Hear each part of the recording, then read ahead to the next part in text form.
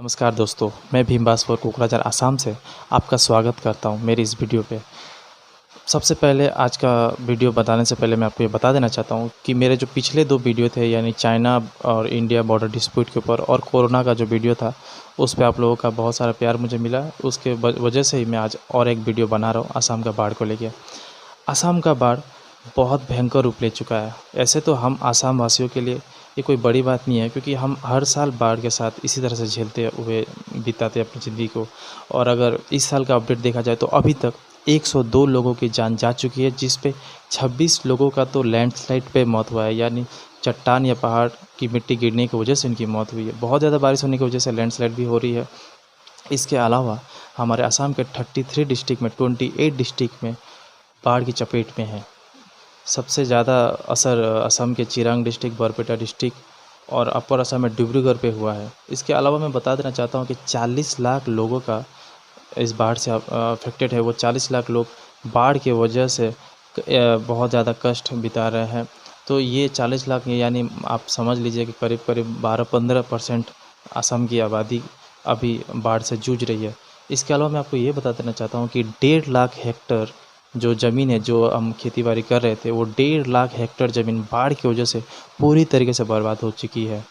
इसके अलावा अगर हम काजीरंगा की बात करें तो काजीरंगा नेशनल पार्क जो पूरी दुनिया में फेमस है, वो अभी 90% काजीरंगा नेशनल पार्क का हिस्सा बाढ़ में डूब चुका है, जिसकी वजह से 400 जानवरों की मौत हो चुकी है, जिस पे 16 गेंडा भी है। वही गेंडा जो वन हॉर्न गेंडा जो पूरी दुनिया में सिर्फ असम में ही मिलती है। तो बहुत बुरी तरीके से बर्बादी हो रही है अभी असम में। और मैं एक बात बता देना चाहता हूँ कि हम लोगों का जितना कोरोना को लेकर डर है, तो असम में जितने लोग कोरोना से मरे हैं उसके डबल, यानी 102 लोग तो अभी बाढ़ से ही मर गए हैं। तो ये बहुत कोरोना से भी डबल खतरा बाढ़ पानी हो चुका है असम के लिए। उसके अलावा मैं आपको एक बात बता देना चाहता हूँ कि जहाँ नेशनल मीडिया जो है, जैसे जी न्यूज़, आज तक, बाकी न्यूज़ चैनल है, वो सिर्फ और सिर्फ अमिताभ बच्चन, विकास दुबे, सचिन पायलट, इंडिया, चाइना, ये सब कर रहे हैं। लेकिन असम का बाढ़ पानी को लेकर अभी तक एक भी डिबेट नहीं हुआ है। ना ही संबित पात्रा ने डिबेट किया है, ना ही कोई ज़्यादा किसी एक्सपर्ट ने इस टॉपिक पे डिबेट किया है। यानी असम के बाढ़ को हमेशा से ही इग्नोर किया जाता है। उसके बाद मैं आपको एक बात बता देना चाहता हूँ कि असम का जो बाढ़ है वो पूरी भारत के जो मीडिया तो ध्यान नहीं दे रही है, लेकिन इंग्लैंड की, मतलब यूके की जो सबसे बड़ी फुटबॉल क्लब है, यानी आर्सेनल टीम, उसने भी ट्वीट करके ये असम की बाढ़ को लेके चिंता जाहिर की है। तो इससे हमें सोचना चाहिए कि हमारे जो देश की सेलिब्रिटी है, बॉलीवुड सेलिब्रिटी, जिनके पैसे पे जो हम टिकट काटते हैं, तो उस पैसों से वो इतने बड़े स्टार बन चुके हैं, उनका अभी तक कुछ खास ट्वीट नहीं आया है, लेकिन आर्सेनल फुटबॉल क्लब का ट्वीट आ चुका है। यानी इससे आप अंदाज़ा कर सकते हैं कितना बड़ा खतरा असम का बाढ़ हो चुका है। उसके अलावा मैं ये बताना चाहता हूँ कि पूरे देश में इंडिया में 10% हिस्सा ही बाढ़ पे की चपेट पे रहता है, जबकि आसाम में 40%, आसाम का जो हिस्सा है, मैप है, उसका 40% ज़मीन बाढ़ की चपेट में रहता है। यानी आसाम का बाढ़ का खतरा देश की बाढ़ के खतरा से 4 गुना ज़्यादा भयंकर है। लेकिन फिर भी, चाहे केंद्र में कांग्रेस सरकार थी पहले, या असम में कांग्रेस सरकार थी, या पहले केंद्र में, अभी जो केंद्र में बीजेपी सरकार है, या अभी असम में बीजेपी सरकार है, ये सब मिलके भी कुछ खास काम नहीं कर पा रही है। हाँ, जब इलेक्शन आता है तो सभी पार्टी बाढ़ पानी से निकालेंगे बोल के वोट लेते हैं, सरकार बनाते हैं, लेकिन चाहे बीजेपी हो या कांग्रेस हो, असम में बाढ़ पानी का हालत हर साल वैसा का वैसा ही है। तो अभी ज़्यादा से ज़्यादा क्या हुआ कि हमारे प्रधानमंत्री 2017 की तरह इस बार भी आएंगे हेलीकॉप्टर से, ऊपर से बाढ़ पानी देख के जाएंगे और 1000 करोड़ रुपया दे के जाएंगे, जिसमें बहुत ज़्यादा परसेंट पैसा डिजास्टर मैनेजमेंट और रिलीफ के लिए होगा। लेकिन क्या इससे बाढ़ पानी रुक जाएगा? नहीं, नहीं होगा। एक्चुअली हमसे कहाँ गलती हो रही, क्या नहीं हो रही है, इसके ऊपर मैं ये वीडियो बना रहा हूँ। और मैं आपको एक बता देना चाहता हूँ कि अभी एक बात चल रहा है कि आसाम में गोहपुर से लेकर नुमालीगढ़ तक ब्रह्मपुत्र के अंदर एक टनल बनेगा, मतलब सुरंग बनेगा, जिस पे बहुत सारी गाड़ियाँ चलेंगे। लेकिन ये बिल्कुल वैसा ही बात है जैसे कि बुलेट ट्रेन आएगी इंडिया में। तो मैंने तभी भी कहा था कि बुलेट ट्रेन से पहले जो नॉर्मल ट्रेन है उनको देखभाल होना चाहिए, उनका स्पीड बढ़ना चाहिए, उनका डब्बा जोड़ना चाहिए, ताकि उन पर भीड़ ना हो। उसी तरह मैं इस टनल के बाद पे ये कहना चाहूँगा कि पहले आसाम का बाढ़ का प्रॉब्लम सॉल्व होना चाहिए, उसके बाद ये टनल बनना चाहिए, वरना ऐसा ना हो कि ब्रह्मपुत्र में ये टनल भी कहीं खो जाए बाढ़ पानी में। तो टनल से ज़्यादा इम्पोर्टेंट है आसाम की बाढ़ पे बात करना। इलेक्शन तो आता जाता रहता है, तो इलेक्शन में जो प्रॉमिसेस होते हैं वो बिल्कुल प्रैक्टिकल होके ही प्रॉमिस किया जाए तो ज़्यादा अच्छा है। अब हम बात करते हैं आसाम बाढ़ को लेके कि आसाम का बाढ़ होता क्यों है, कारण क्या है इतना बाढ़ होने का। तो सबसे पहले आप ये समझ जाइए कि आसाम में जो ब्रह्मपुत्र नदी है वो सबसे बड़ा जड़ है इस बाढ़ पानी का यानी फ्लड का। तो ये इसलिए है क्योंकि आसाम में जो ब्रह्मपुत्र नदी जो आता है वो तिब्बत होके आती है, यानी ऊपरी जगह से होके आती है, पहाड़ से होके आती है। इसकी वजह से उसका जो स्पीड है ब्रह्मपुत्र का वो बहुत ज़्यादा रहता है, जिसकी वजह से ब्रह्मपुत्र नदी बहुत अनस्टेबल हो जाता है। आसाम में आते होते बहुत अनस्टेबल हो जाता है, यानी वो किसी भी दिशा में चला जाता है, वो बहुत ही डायनेमिक होता है। तो बाकी नदियों से ज़्यादा भयंकर आसाम का ब्रह्मपुत्र नदी हो जाता है, क्योंकि ये एक तिब्बत से होके आता है और डाउन की तरफ आते आते इसका स्पीड बढ़ता भी है। जैसे जैसे निचले आता है इसका फोर्स बढ़ता है। और दूसरा कारण ये और बाढ़ होने का और एक कारण ये है कि 1950 से पहले बाढ़ पानी इतना आसाम में नहीं आ रहा था, लेकिन 1950 में क्या हुआ कि आसाम में एक बहुत बड़ा 1950 में बहुत बड़ा भूकंप आया, जिसकी वजह से बहुत लोगों की मौत हुई, बहुत ज़्यादा नुकसान हुआ। और उसी भूकंप की वजह से क्या हुआ कि ब्रह्मपुत्र नदी का जो उस समय का जो रिवर बेड था, यानी पानी का जो लेवल था नदी में, वो डिब्रूगढ़ साइड में ब्रह्मपुत्र नदी 2 मीटर तक ऊंचा हो गया। और तब से ये नदी का जो पानी का जो रिवर बेड है वो ऊपर हो गया और ये बहुत ज़्यादा अनस्टेबल हो गया। तो ये भूकंप की वजह से हुआ, ठीक है। उसके बाद मैं आपको ये बता देता हूँ कि तिब्बत से आने के वजह से बहुत ज़्यादा पत्थर डेब्रिस यानी कंस्ट्रक्शन साइट से गिरा हुआ जो पत्थर होता है और बहुत ज़्यादा मोटे मोटे बोल्डर, ये सब आने के वजह से क्या होता है कि पानी में इतना ज़्यादा वजन हो जाता है कि पानी जो ब्रह्मपुत्र नदी है वो थोड़ा ऊपर की तरफ बढ़ जाता है। तो बहुत ज़्यादा सेडिमेंटेशन की वजह से ये भी होता है।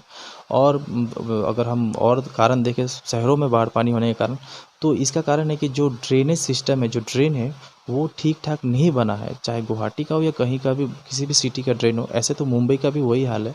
तो ज़्यादातर भारत के जो सिटीज़ है वहाँ का जो ड्रेनेज सिस्टम है वो ठीक नहीं है। जिस तरह उसका कनेक्टिविटी होना चाहिए ताकि वो शहर से वो पानी निकल सके, वो तो ड्रेनेज में प्रॉब्लम होता है।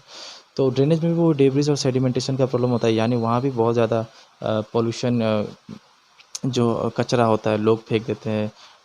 इसके वजह से वो ब्लॉक हो जाता है, कभी कभी ब्लॉक हो जाता है और कभी कभी तो मेंटेनेंस नहीं होने की वजह से भी होता है।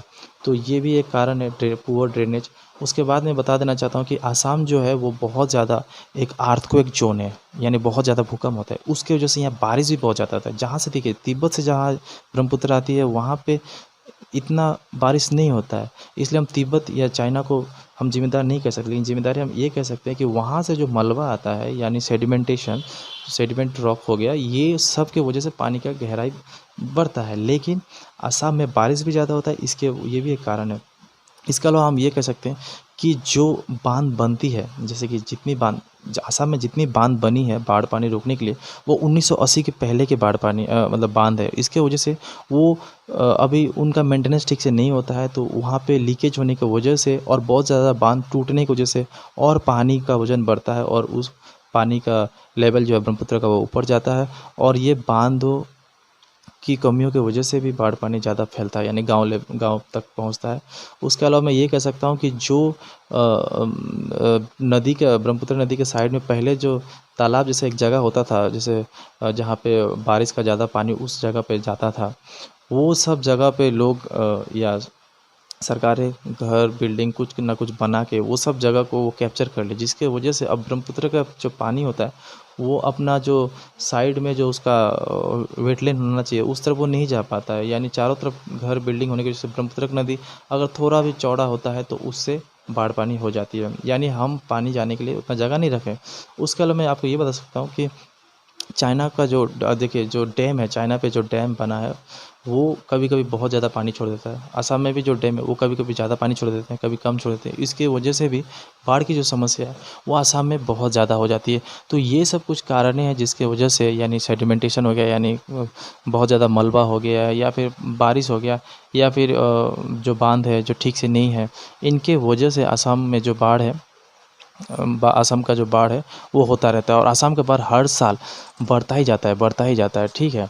और इसको रोकना बहुत ज़रूरी है। तो अब हम बात करते हैं सोल्यूशन को कि इसका उपाय क्या हो सकता है। देखिए सबसे पहले उपाय ये है कि जितना मलबा है आसाम का ब्रह्मपुत्र नदी में दुनिया का सबसे ज़्यादा मलबा है, ठीक है।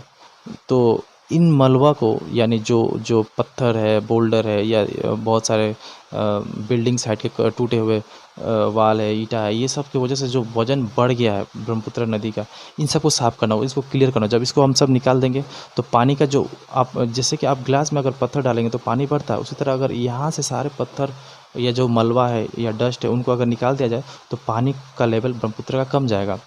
उसके अलावा हमारा जो जो 40% आसाम का जो लैंड है, जो ज़मीन है, वो आपका फ्लड प्रोन एरिया है, यानी वहाँ पे सबसे ज़्यादा बाढ़ होती है।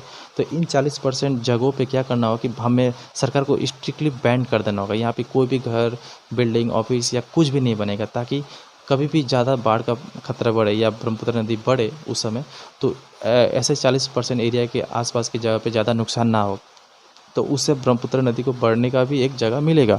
उसके अलावा मैं आपको ये बताना चाहता हूँ कि जितने भी शहरें हैं, चाहे गुवाहाटी हो, डिब्रूगढ़ या बाकी या देश के कहीं भी शहर हो, वहाँ पे ड्रेनेज सिस्टम अच्छा होना होगा, क्योंकि जो सिटी का जो ड्रेन है यानी फुटपाथ जो होता है, जिसके अंडर कालवर्ट होता है जहाँ से पानी भी जाता है, तो ये सब का ब्लॉकेज क्लियर होना चाहिए, मेंटेनेंस होना चाहिए। इस पे एक रूल होना जाना चाहिए कि कोई भी कचरा इस पे नहीं फेंकेगा। इसके अलावा ड्रेनेज का कनेक्टिविटी बहुत अच्छा होना चाहिए, ताकि बाढ़ शहरों पे ना हो सके, ठीक है, वाटर लॉगिंग ना हो, यानी पानी जमा ना हो सके। इसके अलावा हमें क्या करना होगा कि जितने भी ब्रह्मपुत्र नदी के आसपास की जगह है उनको वहाँ पे बैन करना होगा। वहाँ पे ये बिल्डिंग, ऑफिस, ये सब नहीं बनना होगा या घर नहीं बनाना होगा, ताकि ब्रह्मपुत्र का नदी जो है वो इन गीले के जो आसपास के जो तालाब जैसे एरिया है वहाँ पे फैले।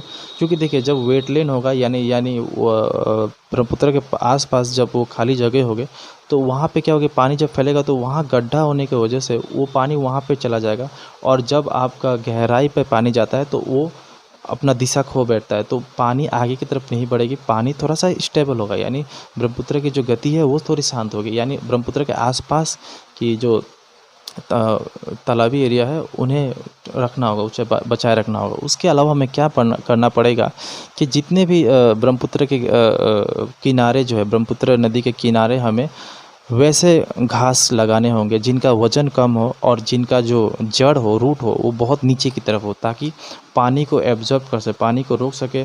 और जो मिट्टी कटता है यानी सॉइल इरोशन जो होता है वो मिट्टी ना कटे, क्योंकि मिट्टी कट जाती है। देखिए, ज़्यादातर ब्रह्मपुत्र के जो किनारे के पानियाँ होते मतलब मिट्टियाँ होते हैं वो बालू जैसी होती है, तो वो बहुत जल्दी कट जाती है, तो उन्हें मजबूत पकड़ होना ज़रूरी है। उसके लिए हमें घास लगाने पड़ेंगे, ऐसे घास जो इनका जड़ बहुत गहराई तक जाए और वो हल्के भी हो, यानी आराम से रह सके। तो ऐसे बहुत सारा घास लगाना, मतलब हरियाली ज़रूरी है ब्रह्मपुत्र के किनारे।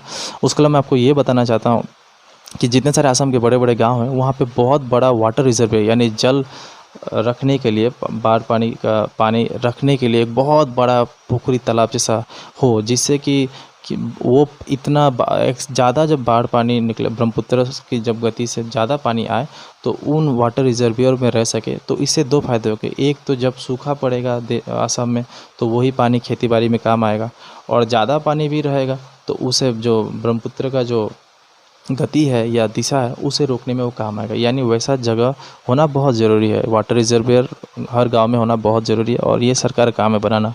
उसके अलावा हमें सरकार को करना होगा कि लोगों को परमिशन दे देना पड़ेगा कि वो जाके आराम से, जैसे कि जिन्हें भी सेडिमेंटेशन रॉक यानी वो मलबा चाहिए या किसी काम पे चाहिए, या फिर अर्थ फिलिंग यानी घर में मिट्टी फेंकने के लिए हो, पत्थर फेंकने के लिए, बोल्डर फेंकने के लिए अगर ज़रूरत चाहिए तो वो ब्रह्मपुत्र से निकाल सकते हैं, यानी वहाँ से वो उसकी खुदाई कर सके। जिससे क्या फ़ायदा होगा कि एक तो ये सारा फ्री ऑफ कॉस्ट में ये सब निकल भी जाएगा, और इसके अलावा जो असम का ब्रह्मपुत्र में जो बोझ है वो भी कम जाएगा, यानी वह असम ब्रह्मपुत्र पानी का लेवल भी कम हो जाएगा अगर लोग वहाँ से मलबा निकाल सके तो ऐसा परमिशन सरकार दे दे सबको। उसके अलावा हमें क्या करना होगा कि जितने ज़्यादा बाढ़ अफेक्टेड एरियाज है, जहाँ पे ज़्यादा बाढ़ होती है, वहाँ पे ऊंचाई की तरफ, मतलब बहुत ज़्यादा माटी फिलिंग सरकार करके एक ऐसे एरिया पे, एक ऊंचले मतलब हाईलैंड की तरफ ऐसा जगह बनाए जहाँ पे अभी से ही एक शेल्टर हाउस की तरफ बनाया जाए, जहाँ पे लोग खेती बाड़ी भी कर सकते हैं एक, और वहाँ पे कम्युनिटी सेंटर जैसा होगा, वहाँ पे वो पूजा पाठ मंदिर भी बना सकते हैं। ऐसे हाल में क्या होगा, जब बहुत ज़्यादा बाढ़ आएगा तो लोग उस शेल्टर में जाएंगे और नीचे की तरफ पानी रहेगा और वो ऊपर की तरफ वेटलैंड मतलब हाईलैंड में जाके ऊपर के ज़मीन पे जाके आराम से रह सकते हैं। और ये बहुत बड़ा एरिया में सरकार बनाए, जिसके लिए बहुत माटी फिलिंग करना होगा, बहुत ऊंचा बनाना पड़ेगा।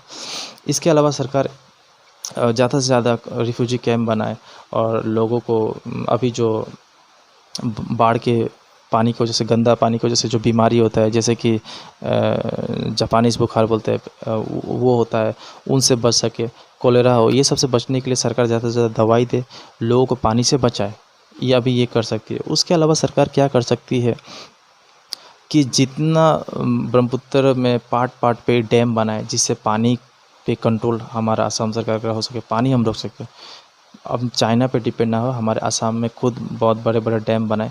बहुत सारे लोग डैम के खिलाफ है, लेकिन डैम बहुत इंपॉर्टेंट है पानी को रोकने के लिए, पानी की गति, ब्रह्मपुत्र की स्पीड को रोकने के लिए। उसके अलावा हमें क्या करना पड़ेगा कि ब्रह्मपुत्र नदी तो China, India and then Bangladesh होके बहती है, तो ये जो चाइना और बांग्लादेश है, इन देशों से भी बात करना जरूरी है। इन देशों से बात करके ब्रह्मपुत्र की गति को कैसे रोकना है, कैसे डैम हर देश डैम के जैसे नुकसान ना हो, तो वाटर बेसिन को लेके भी बात करना होगा, पानी के जो बेसिन को लेके भी बात करना होगा, ताकि तीनों देश मिल के एक ऐसे काम करें ताकि पानी का इतना खतरा ना हो। तो ये सब दोस्तों मैं ये कहूँगा कि असम का बाढ़ बहुत भयंकर है। ये सब उपाय और सरकार को ये सब करना है। देखिए अभी हमारे असम में 2 बार बाढ़ पानी आता है, यानी वो एक अप्रैल से लेके जून तक, और दूसरा होता है जुलाई से लेके अगस्त तक। तो 2 बार बाढ़ पानी आता है। तो मैं यही कहूँगा कि इस बाढ़ पानी में सरकार कुछ नहीं कर सकती, सिर्फ लोगों को बाढ़ से बचा सकती है, निकाल सकती है, दवा दे सकती है, खाना पीना दे सकती है, रिलीफ कैंप में ले जाने के लिए, इससे ज़्यादा कुछ नहीं कर सकती। लेकिन जो मैंने सोल्यूशन किया है, जो मैंने बताया है उपाय, ये हम कर सकते हैं, असम सरकार कर सकती है। और ये करने के लिए केंद्र सरकार की भी मदद चाहिए, क्योंकि असम सरकार के बजट से नहीं होगा। तो ये करने के लिए आपका जो सितंबर से लेके, जो ठंड का दिन सितंबर से लेके जो मार्च महीने का टाइम है, इस पे ही हम ये काम कर सकते हैं। तो सरकार अभी से ही एक सितंबर से काम करे। अभी तो कुछ काम बांध वांध नहीं बना सकती, बांध अच्छा बनाना बहुत ज़रूरी है। तो इसीलिए सितंबर से लेकर मार्च तक में ये काम हो जाना चाहिए। देखिए अगला साल इलेक्शन है, तो उस समय सिर्फ इलेक्शन में चुनाव प्रचार होगा, तो पता नहीं अगला साल बाढ़ में कोई इतना ध्यान देगा कि नहीं, तो अगला साल बाढ़ और भयंकर हो सकता है। इसलिए अभी सितंबर से लेकर दिसंबर तक में ही ये सारे काम हो जाए और विदेश के कंपनियों को ठेका दिया जाए, ताकि ज़्यादा जल्दी और ज़्यादा बेहतर काम हो सके बांध और डैम को लेके। तो दोस्तों ये था हमारा बाढ़ पानी को लेके कुछ फैक्ट, क्यों कारण मतलब क्यों होता है, और इसका कुछ सॉल्यूशन मैंने बताया। आशा करता हूँ को अच्छा लगा होगा वीडियो। जैसे कि मैं खुद असम का वासी भी हूँ, तो मैं बता सकता हूँ कि बाढ़ की चपेट में मैं भी आया हूँ। तो मैं आपको अभी दिखा सकता हूँ कि कितना बाढ़ आया है हमारे घर में भी, आप देख सकते हैं। मैं आपको दिखा देना चाहता हूँ बाढ़ कितना ज़्यादा आया है। अब देखिए हम भी पिछले 1.5 महीना से पूरे डूब चुके हैं। देखिए ये हमारा ओल्ड हाउस है, पुराना घर कितना डूब गया है। अब ये देखिए चारों तरफ पानी हुआ है। अभी तो हम नए बिल्डिंग में रहते हैं, लेकिन पानी चारों तरफ हो गया है। तो आशा करता हूँ आपको हमारा वीडियो अच्छा लगा होगा और सरकार तक ये बात पहुँचे।